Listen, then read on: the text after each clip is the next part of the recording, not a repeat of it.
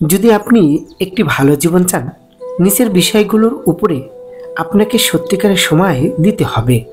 Number 1, গভীর রাত পর্যন্ত কাজ করা। নাম্বার 2, তাড়াতাড়ি ঘুম থেকে ওঠা। নাম্বার 3, টাকা বিনিয়োগ করা। নাম্বার 4, খারাপ অভ্যাস ত্যাগ করা। নাম্বার 5, ভালো অভ্যাস শেখা। নাম্বার 6, জিমে যাওয়ার অভ্যাস করা। নাম্বার 7, নতুন তত্ত্ব শেখা এবং জানা। নাম্বার 8, লক্ষ্য অনুযায়ী বন্ধু গ্রহণ করা। ব্যর্থ হওয়ার অনেক উপায় আছে, কিন্তু সফল হওয়ার একটাই উপায়, তা হলো চেষ্টা। যে কোনো সম্পর্ক ভাঙনের প্রথম ধাপ হচ্ছে অবহেলা, হোক সেটা বন্ধুত্ব কিংবা প্রেয়সীর প্রেম। সঠিক মানুষ পেলে শুধু প্রাক্তন কেন, পুরো অতীতটা কি ভুলে যাওয়া সম্ভব। শুধু ছেড়ে যাওয়াকেই ঠকানো বলে না, পাশে থেকে অভিনয় করাকেও ঠকানো বলে। নষ্ট তালা যেমন সব চাবি দিয়ে খুলে, একটা নষ্ট নারী তেমন সব পুরুষই আসক্ত থাকে। তারা সুন্দর একটা মন কিভাবে বুঝবে? বিষের চেয়েও বেশি বিষাক্ত হয় একটা মানুষের মিথ্যা অভিনয়। আজকাল মানুষের সাথে মিশতে ভয় হয়। ওরা স্বার্থের জন্য আপন হয়, আবার স্বার্থ শেষ হলে খুব সহজেই রূপ বদলায়। অন্যের ভালো করতে শিখো, দেখবে তোমার জন্য ভালো কিছু অপেক্ষা করছে। সেই যুদ্ধে জেতা খুবই অসম্ভব, যে যুদ্ধে নিজের ঘরের লোক শত্রুপক্ষের দালাল হয়। কষ্টটাকে ভুলে যাওয়া যায়, কিন্তু যে কষ্ট দেয় তাকে কখনো ভোলা যায় না।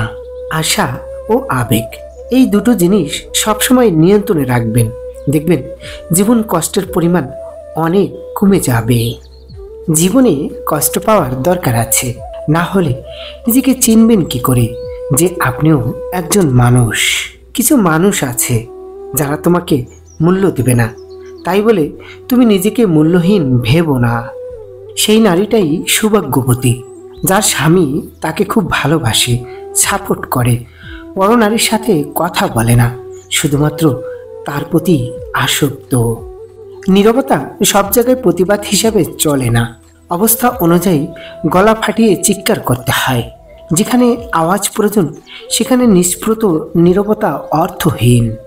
জীবন তোমায় পাথর মেরে শিখাবে, যেন তুমি পাথরের চেয়েও বেশি শক্ত হও। সম্পর্ক তৈরি করতে হলে প্রশংসা করতে শিখো, আর সম্পর্ক ভাঙতে হলে সত্য বলা শিখো।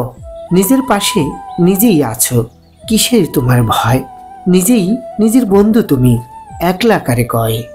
মানুষকে বিশ্বাস করা উচিত, কিন্তু বিশ্বাস করার আগে ভেবে দেখবেন সে মানুষ কিনা। যারা শুধু প্রয়োজনের সময় মনে রাখে, তাদের থেকে দ্রুত বজায় রাখাই শ্রেয়।